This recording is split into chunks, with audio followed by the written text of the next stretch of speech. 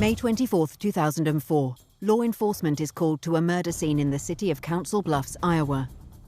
Local police have discovered a dead woman while carrying out a welfare check. A welfare check is a request for police to stop at a person's home to make sure they are safe. I was working as a detective in our Criminal Investigations Bureau.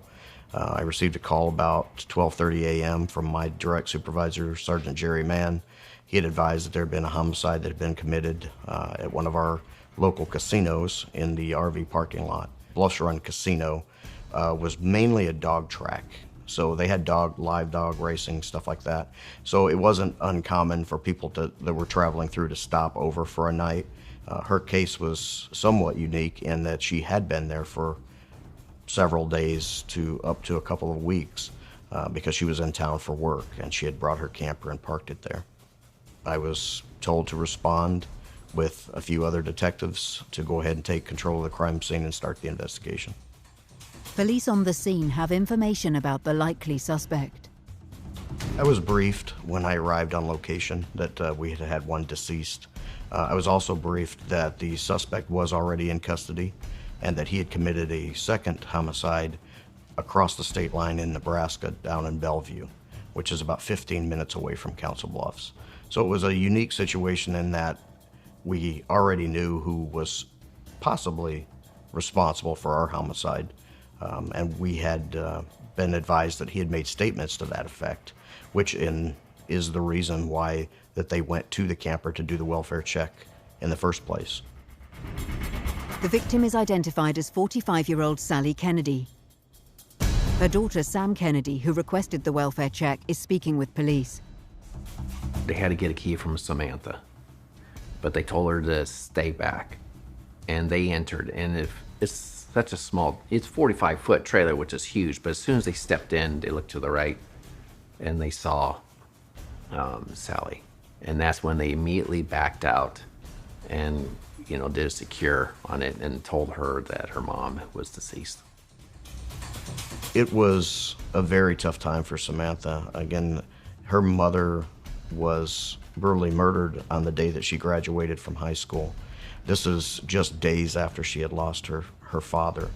We did wait a little bit before we sat down with Samantha to give her some time because she had to be suffering from complete shock over the things that had transpired. Forensics arrive and alongside investigators start examining the crime scene. Beginning the processing of the scene, it's an examination and a walkthrough around the trailer. So photographs are taken of the exterior of the trailer, the door to the trailer, if there was any damage done on a possible entry or exit. Photographs are taken once inside the trailer to document what the scene looked like on arrival. A video is also taken of the exterior and interior of the trailer, again to depict what is being seen by myself at the arrival of the scene. We take yellow evidence tents or stickers with numbers on them and go through the trailer to mark any possible items of evidence. We choose what we believe is evidence. And so it could be finding a knife, finding bloodstain patterns, finding anything that's broken, we think may be evidence. Any bloodstains that are outside of concentration of where the crime occurred, to show that of any travel of somebody through. Any weapons are marked, and it is kind of, as a crime scene or identification technician, it's a bit of a guessing game as to what is evidence and what could be evidence. Immediately upon walking into the camper, you can tell that there had been a disturbance there, a physical disturbance. Things were out of place, strewn across the floor of the camper. To our immediate right was the small bathroom where Miss Kennedy was actually found. There was a large amount of blood. There was broken items. It was pretty easy to tell that there had been quite a violent struggle. Laying right there on the floor, face down in a very large puddle of blood, was Sally. She was obviously deceased. There was blood spatter all up against sort of the walls and the area around the whole bathroom area. She had 22 stabbing and cutting wounds on her. The worst of which was, sort of across her face and also across her throat. The throat wound went all the way to her vertebrae. And so that's obviously was the fatal wound, what killed her. I mean, she also had stab wounds on her torso. I mean, it was a pretty bad scene. The knife that had been used to kill her was just left sitting on the sink in the bathroom right next to the body. Crime scenes all tell a story, you just gotta listen. You could tell exactly what went down in there. It was telling me it was very violent struggle in there. There was the shower door that had been broken off. There was blood splatter on the ceiling, the walls, the toilet area, the sink area. Investigators gather as much evidence as they can at the crime scene. You want to make sure that all the witnesses are being interviewed, that the crime scene is being processed properly. The measurements, the photos, that type of thing, the swabs, the DNA. We found mountains of evidence. We found blood evidence throughout the trailer. We found the weapon that we believed was possibly used in the homicide was still on the location. We found evidence that there had been some sort of search of the trailer after the homicide had occurred, just from the placement of where we found the blood evidence. It seemed pretty obvious that the assailant had injured himself during the assault because there was blood places that probably shouldn't have been if it was our victim's blood. One of those things was a Bacardi bottle that we found on the bathroom vanity. It appeared that maybe he had gone to the refrigerator and actually retrieved a drink, because we did find blood evidence inside of the refrigerator also. We found gun cases that were empty. We knew at this point already that the second homicide in Nebraska had been carried out with 2 firearms that they felt like may have been stolen from our crime scene. And we did find evidence of that when we went through and did our initial search of the trailer. Sally's body is carefully bagged to preserve evidence, and investigators attend the autopsy. At the autopsy, Sally Kennedy is cleaned so that the injuries can be documented, photographed, measured, placed on a diagram that the pathologist creates. The pathologist relayed to me that there were 22 injuries. The throat wound was the fatal one. I mean, I recall that she had some pretty bad stab wounds at the torso, but don't recall that any of those penetrated into vital organs. She basically had her carotid artery, jugular vein, severed. This is a slash of wound across the throat that went all the way to her cervical vertebrae. So, she, essentially, almost was decapitated with this wound. And so that she just bled out. And I noticed a very significant one on her hand, on her thumb, where that was very deep. She may have fought back her attacker based on the depth on her thumb. The way her body was attacked, it told a story. It really did tell a story about how she fought, how she wanted to live. The pathologist will take known samples of blood from our victim. That tube of blood is handed over to myself to put into evidence to be processed at the crime laboratory. So we have a known sample of her blood. So we have her known DNA. At the autopsy as well, fingerprints and palm prints are taken so that we have her fingerprints and palm prints. Any fingerprints that were collected at the scene then can be compared to hers. So that way we don't have an unknown fingerprint, we can say it's hers. And if we do have an unknown fingerprint, then it's possible we can identify that to somebody else. The pathologist is able to provide investigators with a cause of death. Severe blood loss due to the cut and stab wounds that she had. Police look into the victim and try to paint a picture of who Sally Kennedy was. What we learned about Sally Kennedy was that she was a mother, she was a business owner, she was a religious woman, she attended church regularly. She had a son and a daughter. The son was a couple years younger than Sam. She was a pretty shrewd businesswoman. Running a carnival is, that's a challenging business. It's just, a lot of the folks that are, attracted to the carnival business, they appreciate sort of the independence of the road. But a lot of times these are folks that that don't maybe play well with others, that have, maybe had their own run-ins with authority over the years. And so, being able to sort of hold a group of these folks together, I think she did a good job with it. And I think it was a successful, operation.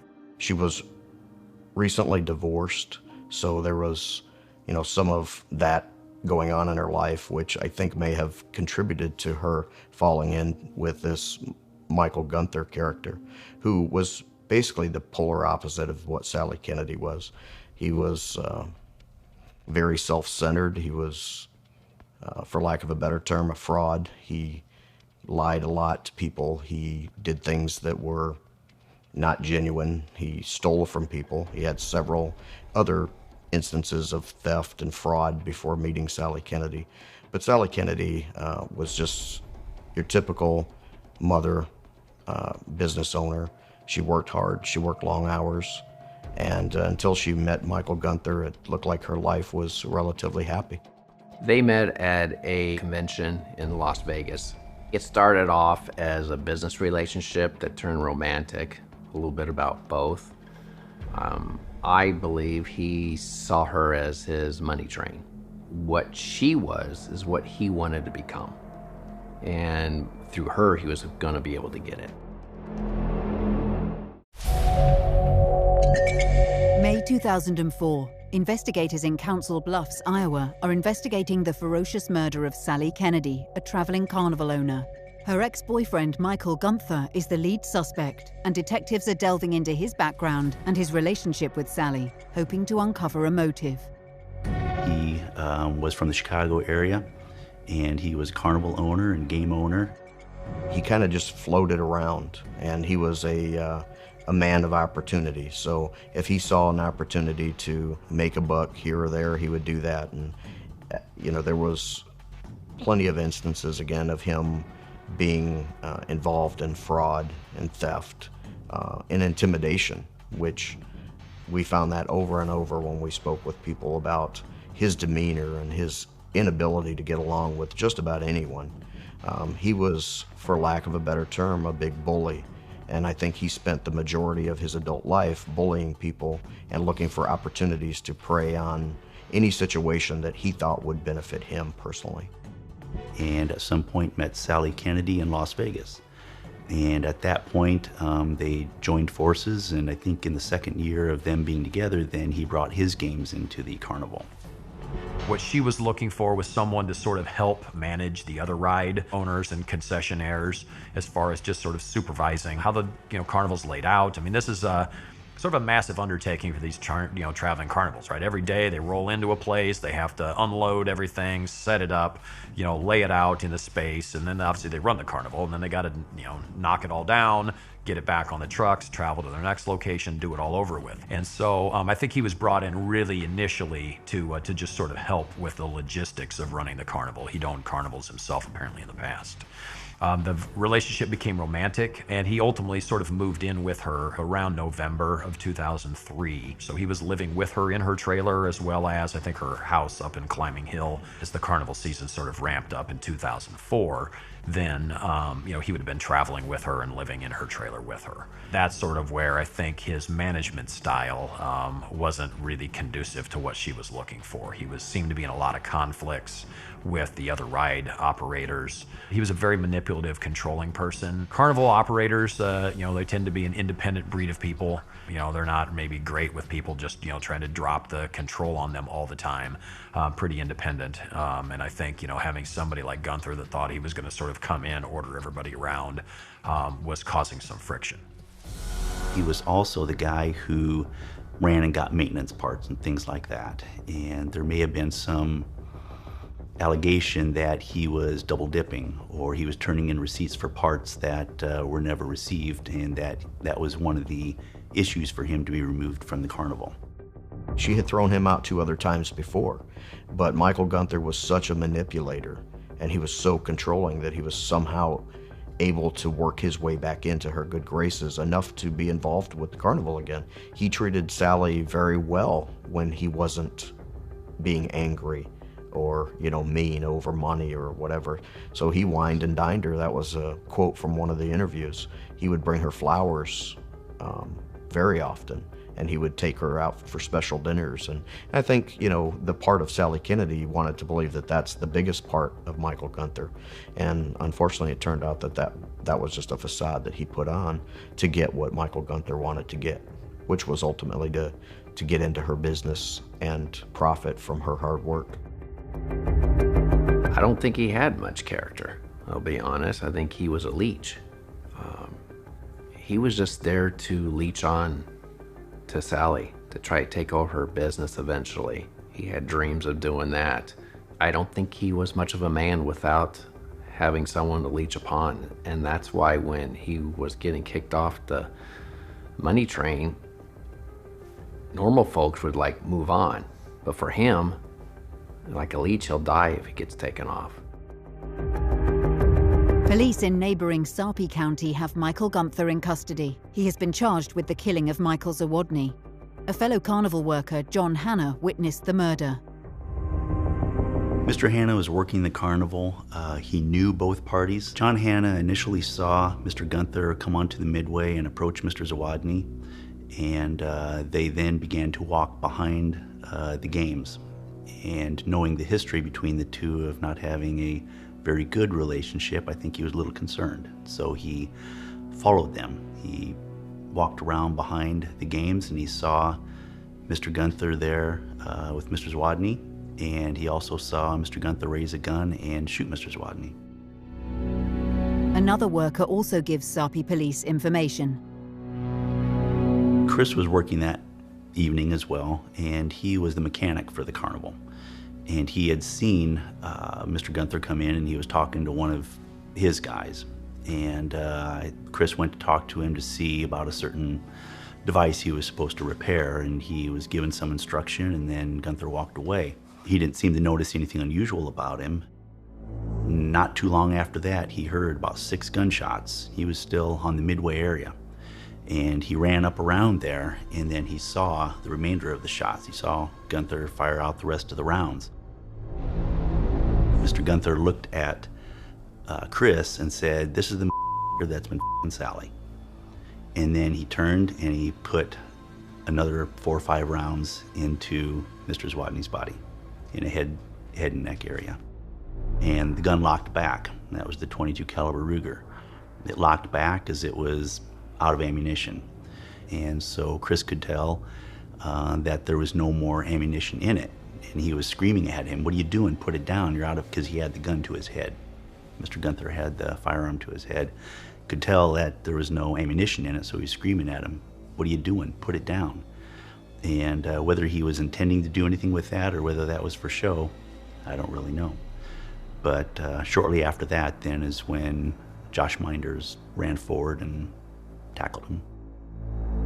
Josh Minders was a civilian at that moment. He was active military, but he wasn't in uniform, so he was just enjoying the Carnival with his family.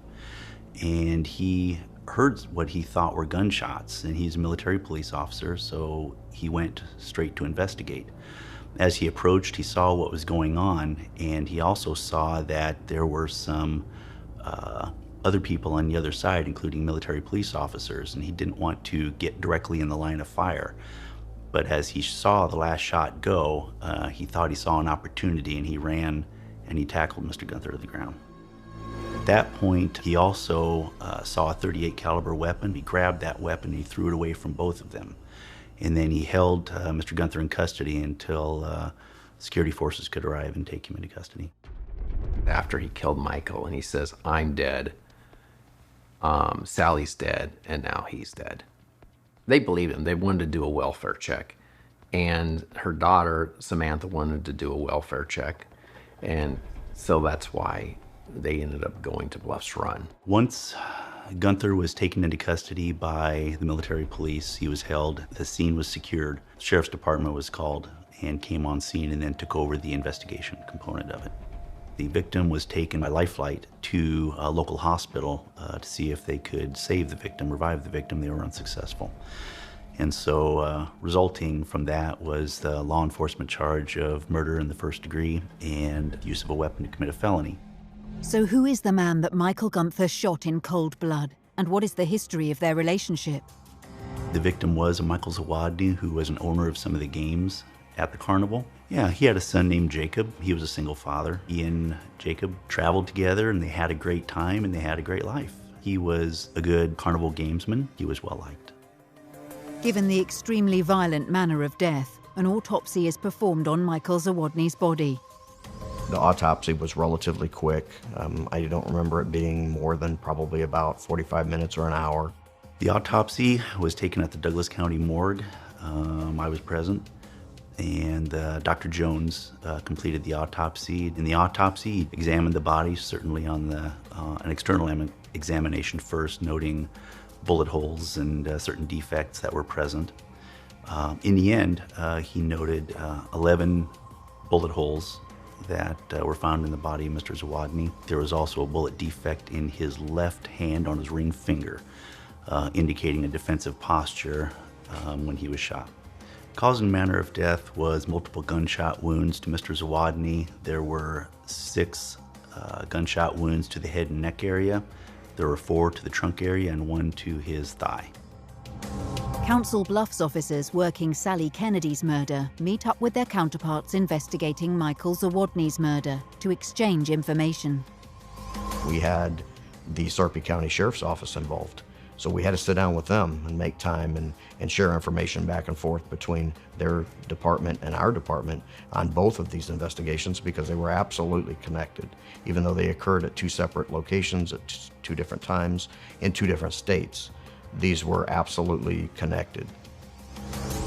Investigators interview friends, family, and work colleagues and begin to develop a motive for the brutal double slaying.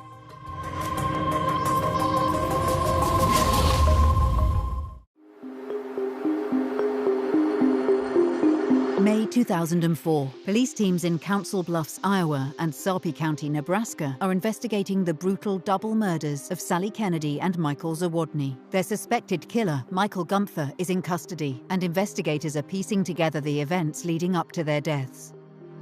This sort of all culminates May 20th. Sally decided that she was cutting ties with him romantically. I think she had concluded that this just wasn't going to be a long-term thing. In Gunther's mind, this was going to be, I think he thought this was a permanent relationship. And of course, that's what he wanted. I mean, it didn't sound like maybe financially he had a lot going on. Sally, her carnival's doing quite well. And so I think he sort of maybe thought this was his meal ticket. She sort of tells him on May 20th that the romantic relationship is over. And she also, basically demotes him. I think just basically took away his supervisory role. He just wasn't handling conflict with the other people that were, working with the carnival well. And so, he was at that time, I think, still going to be welcome to have his ride, travel along with the carnival. But as far as their relationship, he was no longer going to be a supervisor, and he was no longer going to be her romantic love interest. The next day, May 21st, her ex-husband passed away of a heart attack, lived in Council Bluffs. And when her ex-husband died, she still, I think, had a lot of feelings for him, still felt close to him, and so it was pretty devastating for Sally. And Gunther is having, no sorts of sympathy about it. He's all concerned about wanting to get back together with her romantically. He was wanting to have her put him back into place as far as his supervisory role. And she's devastated. I mean, she's emotionally dealing with, this is the father of her child that she still has feelings for. His just lack of empathy, I think, for what she was going through convinced her that no longer does this really need to just be a demotion, but that he needed to just cut ties and leave. The 22nd, she sort of told him, I think your time with the, with the carnival is going to be done, and that you need to just move back to Chicago when we move on. Then the 23rd is the day of her daughter's graduation from high school. And so she's looking forward to going to it, but she's also still, dealing with the emotion of what is going on. For some reason, she invites Gunther to accompany her to her daughter's high school graduation ceremony. They go to the graduation ceremony. They headed over to Omaha, Nebraska, and had lunch, and then sort of went their separate ways. And her daughter had said that Sally seemed happy during the meal, and that Gunther was agitated. Sam, I don't think, had really ever liked Mike Gunther anyway in his relationship with her mom. But, they sort of went their separate ways. And so she knew that Sally had sort of given him his marching orders, and that he had a few items that were still left, I think, in the trailer. There was a drawer where he had some clothes, and so knew that there was at some point some time where he had to come and sort of collect the rest of his things.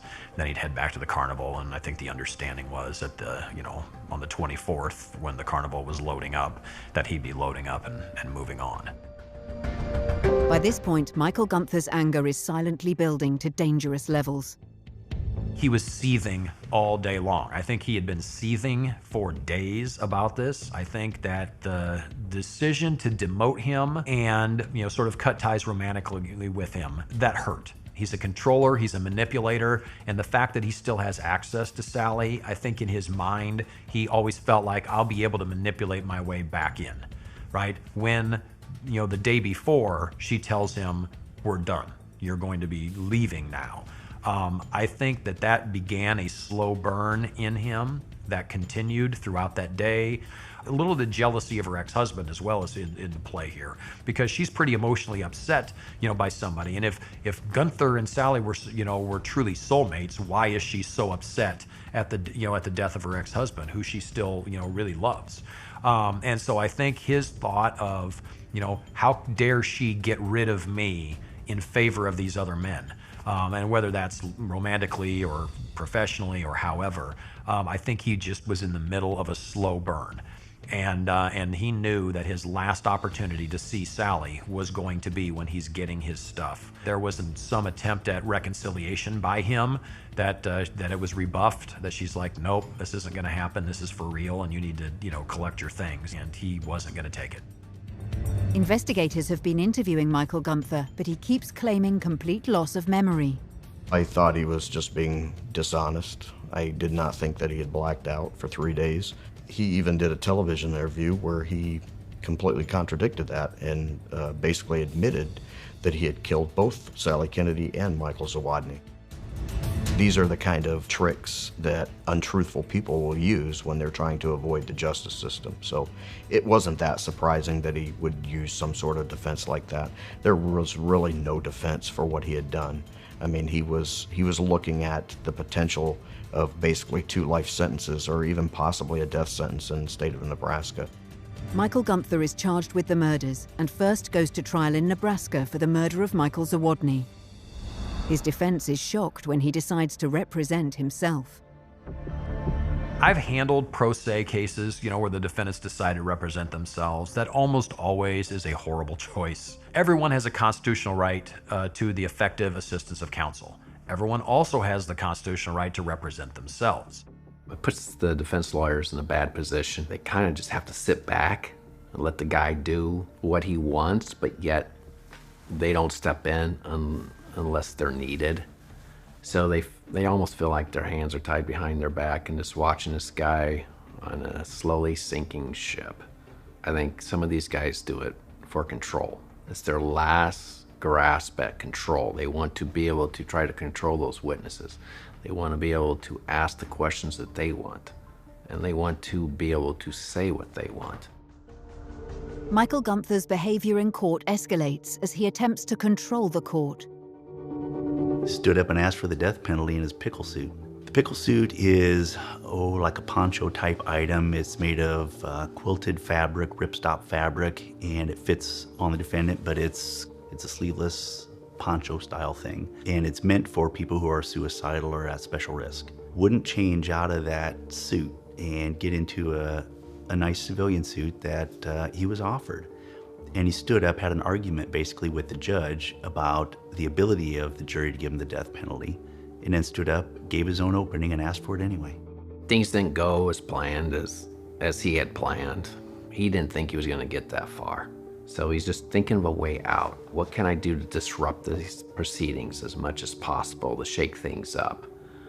I think that was his mindset, and that's why he did that.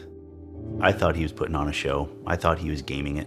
I thought he was trying to manipulate the circumstances and, again, either go for some sort of temporary insanity or some competency issue to try to derail the trial.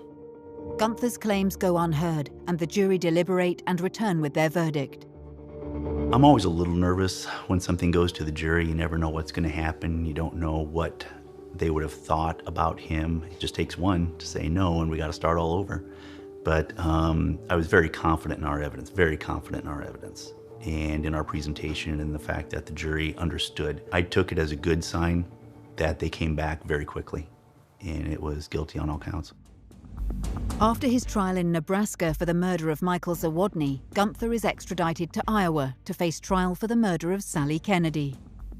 We'd had some folks ask us, like, why? Why are you bringing him over? He's already looking at life plus 50 in Nebraska. Why would you, are you wasting the taxpayers' dollars by bringing him over to face trial? There wasn't a hard choice for us at all. I mean, Sally still deserves justice on her case. She got murdered. She's really the genesis of this, and I really felt like she deserved certainly the respect of us handling this case and doing what we could to bring justice for her.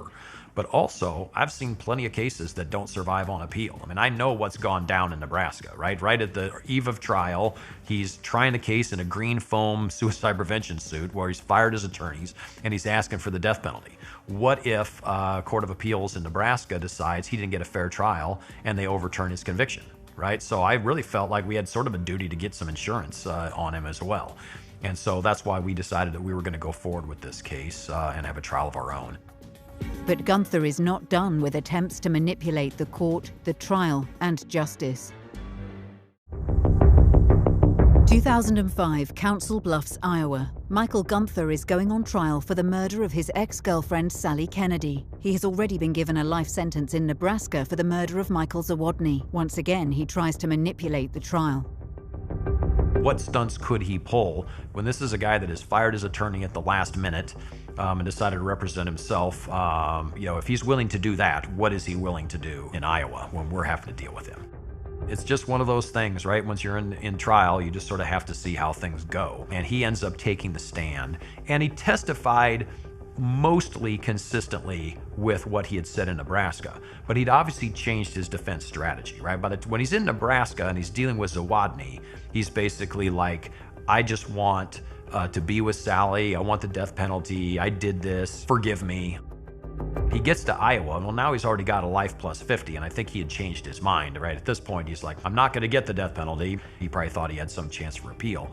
So he's changed his defense strategy. So his defense strategy in the Iowa case was that he wanted manslaughter, not murder. And in Iowa, for you to get a voluntary manslaughter, he has to establish basically that there was provocation on the part of the victim, that a reasonable person would have been felt the impulse to kill because of provocation. That was his version of events. However, in none of the interviews that we conducted did we ever find any evidence that she was having any other relationship outside of Michael Gunther. There was some talk by some people that were really close to her that she was even considering the possibility of a reconciliation with her ex-husband. And Iowa says words alone are not enough, right? So even if it happened as he testified in Nebraska, that she's mocking him about his sexual performance, if she's telling him that she slept around with a bunch of people, that's not enough to get you to a voluntary manslaughter because words alone aren't enough. So his testimony shifted. The surprise, I suppose, that hit us is by the time he took the stand here, he alleged that she pushed him and she slapped him and she was kicking, that she had physically assaulted him, and in addition to mocking him, and that's what put him over the edge and caused him to commit the murder. So at this point, we read his transcript into evidence in our trial from the Nebraska trial. We played the interview that he gave to the TV station as well, because we wanted to show the jury that he's just trying to manipulate them, just as he's been trying to manipulate everyone else, trying to sell them a bill of goods, that had really no support, that this just was a convenient story for him at the time. The prosecution calls Sally's daughter, Sam Kennedy, to testify. She had a lot on her shoulders, but I also knew she was very strong. She had a lot of her mother's traits in her, so I knew she'd do fine on the stand. And I wanted her, in her own words, to be able to tell that jury what her mom was like. She was a loving mom. She was an entrepreneur. She was strong, very good businesswoman. But at the end of the day, that was her mom. She talked about how the day went and how Gunther's attitude was. That was important for us also, right? Because we wanted to show his demeanor earlier in the day. that he's sullen, that he's agitated. This isn't something like they're all happy-go-lucky sitting at dinner and then all of a sudden, something must have happened. We knew premeditation would be tough, but we at least thought, I think, that she sort of provided us with at least circumstantial evidence that he's already brooding, about what's going to happen even as early as that afternoon. The evidence found at the scene is damning. DNA was very important in this case. They knew each other and they had a relationship. So having some DNA in the trailer made sense. But the amount of blood and what blood was where told a different story. We were able to show that Michael Gunther, after the assault and committing this murder in Council Bluffs of Sally Kennedy, that he stayed in the trailer for a lengthy amount of time after the murder. So he was in there for, we estimated, at least 7 to 10 minutes, gathering the guns that he used to kill Michael Zawodny. And then he even had time to stop and have a drink, an alcoholic drink, before he left and drove over to Bellevue, where he committed the second murder. He said, I killed her, and now I'm going to kill him, that statement. If we didn't have his DNA, if he hadn't cut himself and he hadn't made those statements, he could have said, I came into the trailer, I saw Sally in a pool of her own blood, I believe Michael Zawodny did it, and I grabbed her guns and headed over to avenge the killing of my loved one. I mean, that defense, I'm not saying it would sell, but it's at least something that somebody could make with a straight face. A lot of evidence left behind. The reason being, of course, is he didn't plan on being around. He planned on killing himself. You got the two different type of killers. I mean, the ones who do it in the shadows, they want to get away and not have anyone know they did it. Then you have the dangerous ones who don't care, and they're not planning on sticking around for it.